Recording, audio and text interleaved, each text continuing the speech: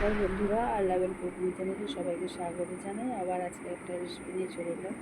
দেখো, ডিমের কারি।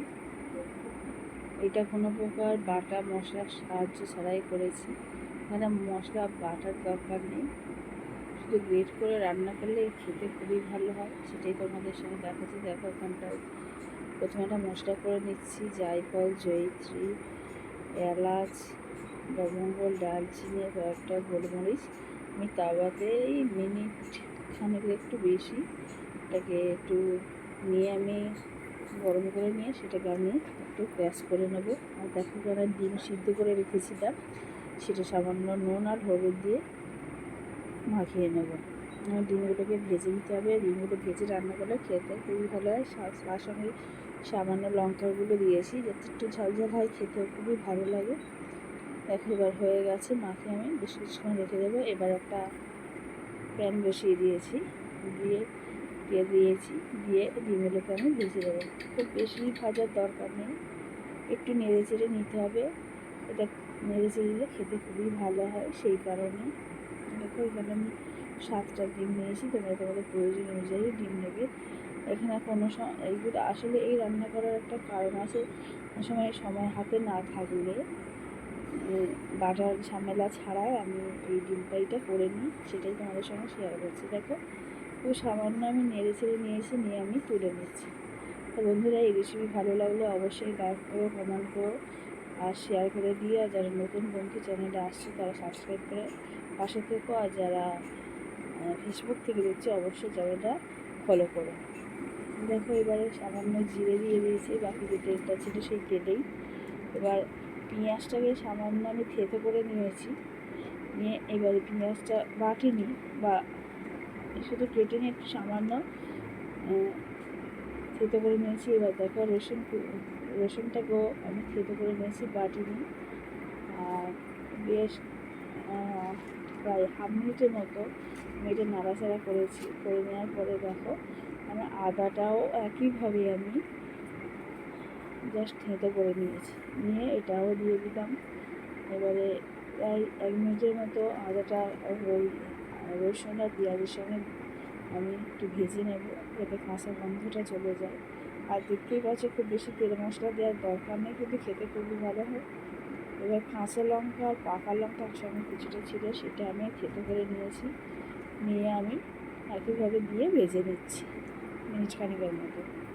এখানে ভাজাটা একটু খুব বেশি সময় লাগে না, যেহেতু থেতো করে নেওয়া। দেখো, হয়ে গেছে। এবারে ধীরে ধীরে একটা টমেটো, সেটাকে একটু গুঁড়ি করে নিয়েছি, সেটা দিয়ে দিলাম। দিয়ে আরও মিনিট খানেক আমি এটাকে ভেজে নেব মশলার সঙ্গে। মোটামুটি দেখো, দেখতেই পাচ্ছ ভাজা অনেকটাই হয়ে এসছে, এবং মোটামুটি যে জলটা ছিল সেটাও শুকোতে আরম্ভ করে দিয়েছে। দেওয়ার পরে আমি কিছুটা মশলা এর মধ্যে দিয়ে দেবো। দেখো, সরি, এখানটায় আমি কিছুটা কাজু, ওটাকেও আমি একটু থেতো করে দিয়েছি। আর এই থেতো করে দেওয়ার ফলে এই কাজুটা যখন ভাতের সঙ্গে খাওয়া হবে, ডিমের তরকারিটা গালে বলে খুব খেতে ভালো লাগে। আর দেখো, হলুদ গুঁড়ো দিলাম, লঙ্কার গুঁড়ো দিয়েছি। আর এতে কাঁচা লঙ্কা আগে দেওয়া ছিল, সেই জন্য লঙ্কা গুঁড়ো খুব বেশি দেওয়ার দরকার নেই। আর দেখো, লবণ দিয়ে দিচ্ছি, আর দিয়ে দিচ্ছি এটা ধনে গুঁড়ো, আর সামান্য পরিমাণে চিনি দিলাম, যাতে টেস্টটা ব্যালেন্স হয়। দেখো, এবার দিয়ে এটাকে খুব ভালো করে মশলাটা কষিয়ে নেবে। তুমি যত মশলা কষাবে তোমরা খেতে ততটাই ভালো হবে।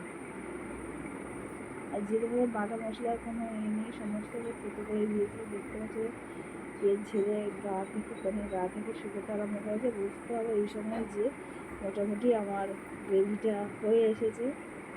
এবার আমি সামান্য, যাতে পুড়ে না যায়, জল দিয়ে দিলাম, দিয়ে বাকি জলটা দেবো। খুব বেশি জল দেওয়ার প্রয়োজন হয় না, মানে যে যেমন গ্রেভি রাখবে তেমন জলই। দেখো, আমার এখানে জল দেওয়া হয়ে গেছে। এবার এটা ফুটে গেছে। এবার নিয়ে দিয়ে ফোটার পরে ভেজে রাখা ডিমগুলোকে আমি দিয়ে দিচ্ছি। ডিমগুলোকে দেওয়ার পরে প্রায় মিনিট 3-4 আমি আর একটু ফুটিয়ে নেব। ফুটিয়ে নিলে আমার রেডি হয়ে যাবে এই ডিম কারি। আর এই সময় সামান্য গরম মশলার গুঁড়ো, এটাও আমি সেই আগে যেটা মশলাটা করে রেখেছিলাম সেটা দিয়ে দিয়েছি। সামান্য ধনেপাতা কুচি দিয়ে দিলাম। এটা গরম ভাত, রুটি, পরোটা বা ফ্রাইড রাইসের সঙ্গে খেতে ভালো লাগে। অবশ্যই বন্ধুরা এরকমভাবে করবো, যে বাটা ঝামেলা ছাড়া এরকমভাবে ডিম কারি খেতে খুবই ভালো লাগে।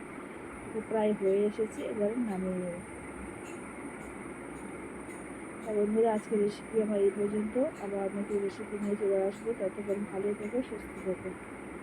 দেখতে পাচ্ছ নামিয়ে নিয়েছি। আজকে এই পর্যন্ত।